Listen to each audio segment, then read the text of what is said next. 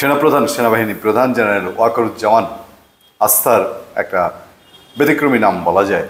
আমি যদি বলি যে তিনি কি ডক্টর ইউনূস সরকারের যারা অনুসারী বা সরাসরি তাদের সাথে সম্পৃক্ত তারা যদি আস্থা রাখেন, বা বিএনপি যদি আস্থা রাখে, জামাত ইসলামী যদি আস্থা রাখে, তাহলে আওয়ামী লীগও আস্থা রাখে কিনা? অবশ্যই রাখে। কারণ হচ্ছে ধরেন আওয়ামী লীগের সুস্থ মস্তিষ্কের কোনো মানুষ তারা কখনো টলারেট করবে না, চাবে না, যেটা শেখ হাসিনা চেয়েছেন বলে বলা হয় যে 5 আগস্ট বা 4 আগস্টে তিনি চেয়েছিলেন সেনাবাহিনী নির্বিচারে গুলি করুক, তাতে কী হতে পারতো? হাজার হাজার মানুষ আরও আত্মত্যাগ দিতে পারতো। এমনিতেই তো কয়েক হাজার মারা গেছেন। এখন সেই সময় আপনাদের মনে আছে কিনা 5 আগস্টের আগে সেনাপ্রধান জেনারেল ওয়াকারুজ্জামান তিনি যে কথাটি বলেছিলেন সেটা তখনকার জন্য খুব ইঙ্গিতপূর্ণ ছিল, এবং যারা যা বোঝার বুঝে গিয়েছিলেন, বলে না আক্কেল মানকে দিয়ে ইশারাই কাফি। তিনি বলেছিলেন যে বাংলাদেশের সেনাবাহিনী কখনো জনগণের অবস্থার বিপরীতে অবস্থান নেবে না, জনগণের বিপরীতে তিনি অবস্থান নেবেন না।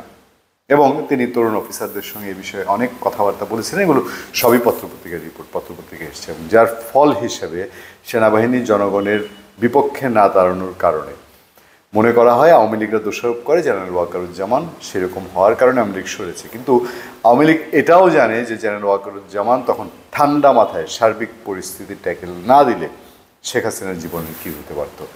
এবং আরও আওয়ামী লীগের মানুষ, এই যে 642 জন বলা হয় ক্যান্টনমেন্টে ছিল, তাদের মধ্যে জেনারেল ওয়াকারুজ্জামান এখনের মতো গণহারে কাউকে এমন কোনো জায়গায় তুলে দেননি যে তারপরে যা ইচ্ছা তাই মামলা দিয়ে যা হোক। তিনি যাদেরকে মামলায় বা ক্যান্টনমেন্ট থেকে যাদেরকে মামলায় পাওয়া গেছে তাদেরকে আইনে সুপুর্দ করা হয়েছে।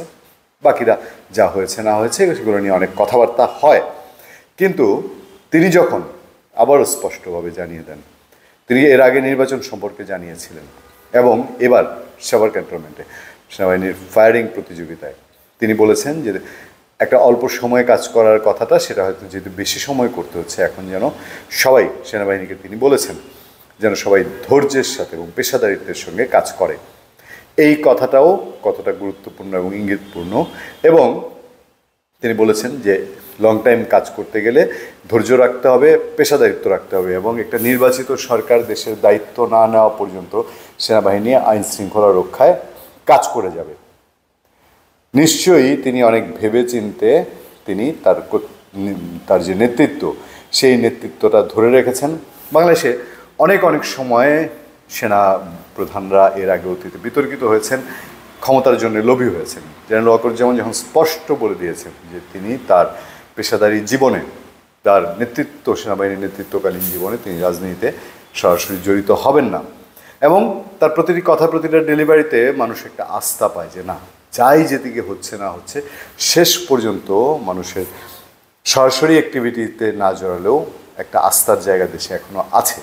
এবং সেই আস্থার জায়গাটায় এবার বোধ হয় সেনাবাহিনীর প্রতি সেনাপ্রধানের যে আহ্বান, কারণ দেশে অনেক ঘটনা ঘটছে, একের পর এক ঘটনা ঘটছে, সেসব প্রেক্ষিতে যেন বল প্রয়োগ ওই মাত্রারই খুব প্রয়োজন না হলে যতটুক বল প্রয়োগ করলে না হয় সেইটুক তিনি সেনা সদস্যদের করতে বলেছেন। এবং এইটাই একটা সিগনিফিক্যান্ট মেসেজ কিনা বা একটা ইঙ্গিত কিনা যে কীভাবে তার বাহিনীকে তার ইমেজ, তার সম্মান, তার গৌরব, তার কৃতিত্ব বজায় রেখে চলতে সাহায্য করে। ধন্যবাদ সবাইকে, ভালো থাকবেন, সুস্থ থাকবেন। আপনার সাথে আমি আতিক রহমান পূর্ণিয়া।